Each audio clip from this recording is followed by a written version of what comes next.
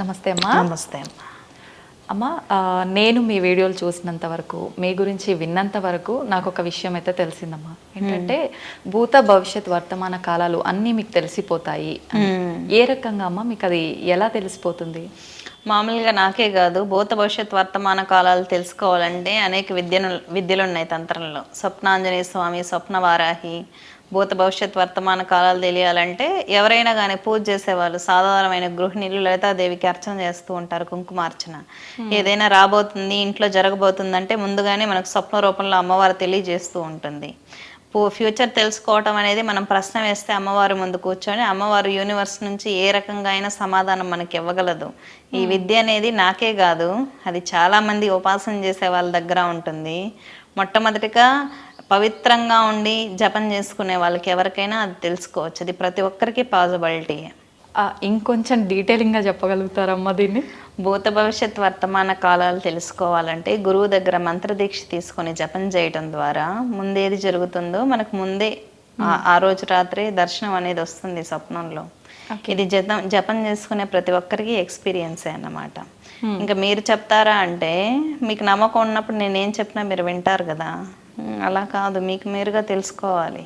అది మీ గురించి ఏంటి, మీ పరిస్థితి ఏంటి, మీకంటూ ఒక ఎక్స్పీరియన్స్ వచ్చింది అనుకోండి, మీ మీద మీకు నమ్మకం, శక్తి మీద నమ్మకం పెరుగుతుంది. ఇప్పుడు నేను తెలియచేయటం ద్వారా నేను ఎంతమంది తెలియచేయగలను? 100, 200. ఇది నాకున్న శక్తి అంతా ఫ్యూచర్ తెలుసుకోవడానికి సరిపోతుంది కదా. అది అయితే అమ్మ, జరిగింది ఇప్పుడు జరుగుతున్నది వరకు ఓకే, జరగబోయేది కూడా తెలుసుకుంటున్నాము. జరగబోయేది కూడా తెలుసుకోవచ్చు, అది మీరైనా తెలుసుకోవచ్చు. అంటే ఎట్లా అమ్మ? మంత్రసిద్ధి, మంత్ర జపం చేయటం ద్వారా తెలుసుకోవచ్చు.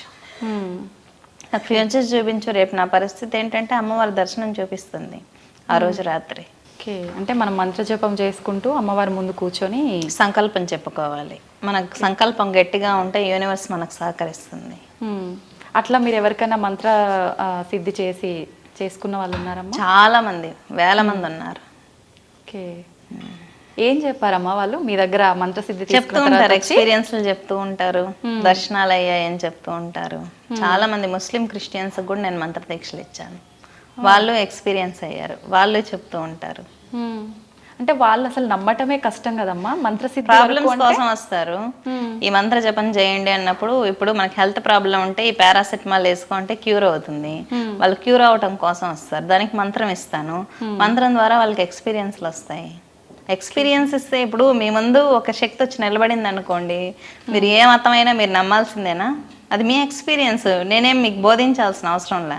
ఇప్పుడు నేను ధర్మం గురించి, మోక్షం గురించి ఒక గంట సేపు క్లాస్ ఇస్తే మీకు 10 నిమిషాలు మాత్రమే మైండ్లో ఉంటుంది. నేను ఎక్స్పీరియన్స్లు ఇవ్వాలనుకుంటున్నాను మీకు. అంటే మీరు ఒక 2 నిమిషాలు జపం చేస్తే మీకు ఒక చిన్న వెలుగో, చిన్న దర్శనం వచ్చింది అనుకోండి, జీవితంలో మీరు మర్చిపోరు. లేదా నీకు దేవత లేదు, దేవత ఉంది అని చెప్పినా మీ ఎక్స్పీరియన్స్ మీకు ఉంటుంది కదా. అంటే పర్టికులర్ టైం అనేది ఏమన్నా ఉంటుందా అమ్మా? మనం మంత్రసిద్ధి ఉన్న వాళ్ళు, మనకున్న ఎన్విరాన్మెంట్ కరెక్ట్గా ఉంటే చాలు, మన మనసు పర్ఫెక్ట్గా ఉంటే చాలు ఎన్విరాన్మెంట్కి. యాక్చువల్లీ టైంలో దేవతలు ఉంటారు, టైంలో మనుషులు ఉంటారు, అవుట్ ఆఫ్ టైంలో ఉంటారు దేవతలు.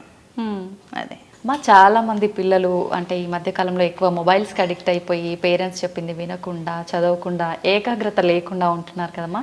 అటువంటి పిల్లలకి ఏదైనా మంత్రం చెప్తారమ్మా? అటువంటి పిల్లలకి శ్రీకృష్ణుడి మంత్రం ఉంటుంది. ఓం నమో భగవతే వాసుదేవాయ, ద్వాదశాక్షరి అన్నమాట. ఓం నమో నారాయణాయ, అష్టాక్షరి. ఈ 2 జపం చేసుకుంటే విద్యల్లో బాగా రాణిస్తారు. మనుషుల్లో, పిల్లల్లో ప్రేమతత్వం ఉంటుంది. ఆ కృష్ణుడికి ఉన్న గుణాలన్నీ పిల్లలకు వస్తాయన్నమాట. ఆ ధర్మము అది. అంటే ఎప్పుడు జపించాల్సి ఉంటుందమ్మా ఈ మంత్రం? పిల్లలు ఎప్పుడైనా జపం చేసుకోవచ్చు. దేవత ముందర అమ్మ పిల్లలు, తల్లిదండ్రులు దీపం పెట్టినప్పుడు పిల్లలు వచ్చే 10 నిమిషాలు అష్టాక్షరి, ద్వాదశాక్షరి జపించుకోవడం ద్వారా ఆ శ్రీ మహావిష్ణువు యొక్క అనుగ్రహం ఉంటుంది. విద్యలో బాగా రాణించాలంటే అష్టాక్షరి చేయాలి. ఓం నమో నారాయణాయ మంత్రాన్ని బాగా జపించుకోవటం ద్వారా పిల్లలు విద్యలో బాగా రాణిస్తారన్నమాట. ఇవి నామజపాలు పిల్లలు చేసుకోవచ్చు, ఇబ్బంది లేదు.